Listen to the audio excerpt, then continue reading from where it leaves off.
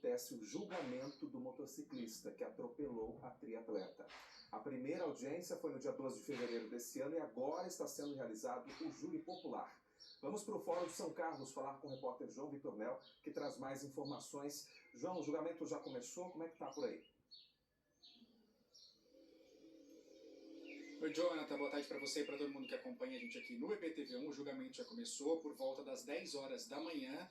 Foi feito então o sorteio dos jurados e o júri foi composto por 4 homens e 3 mulheres. A Luísa foi a primeira a falar, inclusive ela respondeu a questionamentos do juiz, a perguntas do Ministério Público, e quando a defesa de Naim foi fazer as perguntas para a Luísa, as 2 perguntas feitas foram indeferidas pelo juiz. O juiz disse que essa pergunta já tinha sido respondida em um outro momento e que também ele não via necessidade de outra pergunta, a segunda, já que tocava em assuntos muito específicos e não tinha então uma relevância para o júri. A gente, claro, segue acompanhando desde as primeiras horas do dia. A Luísa chegou aqui no fórum por volta das 9 horas da manhã, ela estava bastante emocionada, conversou com o pessoal da imprensa, fez uma entrevista coletiva, ela chegou junto com a mãe e com o irmão carregava inclusive nas mãos partes da bicicleta do dia do acidente. Ele explicou pra gente que pediu então que trouxesse a bicicleta para poder mostrar para os jurados o tamanho do impacto e a força da colisão, o que resultou então em todo esse processo de recuperação da Luísa. Na sequência chegou o Naim, mas a gente ouviu o advogado de defesa, o Dr. Francisco, que é o advogado da Luísa. Ele falou com a gente, nós vamos acompanhar agora. Vocês sabem que tanto o Supremo Tribunal Federal como o STJ, eles julgam conforme a prova dos autos. Neste caso em si, eu penso que está plenamente comprovado o dolo eventual. Eu não sei qual será a tese da defesa, mas lesão corporal para quem dormiu pouco, estava se dirigindo ao trabalho às 6h30 da manhã e veio na contramão atropelar uma pessoa frontalmente, ora, assume o risco de produzir qualquer evento. Só relembrando, a Luísa Batista sofreu um acidente numa estrada vicinal aqui em São Carlos enquanto treinava para as Olimpíadas de Paris. Foi no dia 23 de dezembro de 2023. Ela sofreu 28 fraturas, teve uma parada cardíaca de 8 minutos, a costela perfurou o pulmão dela, ela teve que passar por um atendimento mais especializado e ficou 2 meses em coma, internada em 4 hospitais diferentes, 1 em São Carlos e 3 lá na capital. Esse foi o acidente que aconteceu e a gravidade disso tudo.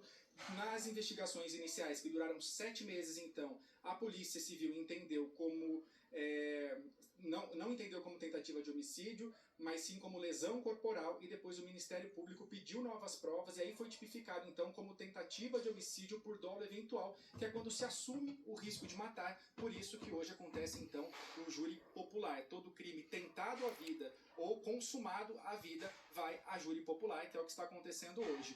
O Naim, que é quem dirigia a motocicleta, chegou logo depois da Luísa Batista, chegou acompanhado do advogado dele, Dr. Roquelane Batista, que também falou com a nossa equipe. A gente vai acompanhar agora.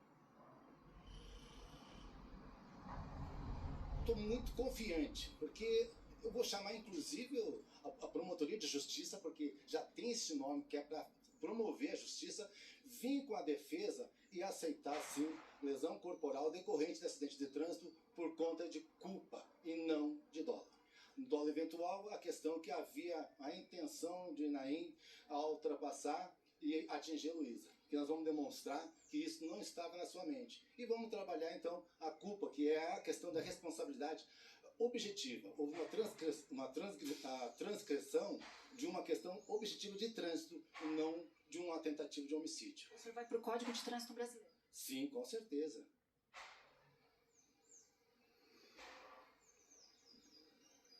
As nossas equipes seguem acompanhando, a gente fica aqui até o fim do júri. A expectativa é que o júri popular termine ainda hoje entre 8 e 9 horas da noite. Como a gente disse aqui, algumas pessoas já falaram, mas várias testemunhas ainda devem falar. A Luísa traz 5 testemunhas que foram inscritas para falar por ela, e o Naim 3 testemunhas que foram inscritas para falar por ele. A gente segue acompanhando e trazendo todas as informações aqui nos nossos jornais, né, Jonathan?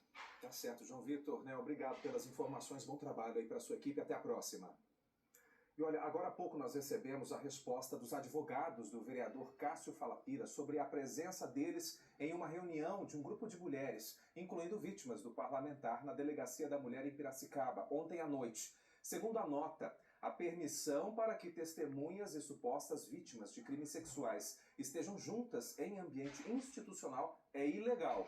Os advogados afirmam ainda que o encontro ocorrido ontem compromete gravemente o curso do processo e das provas colhidas. A defesa reiterou a inocência do vereador. Agora, 12h49, hoje, 15 de outubro, é dia de homenagear aqueles que ensinam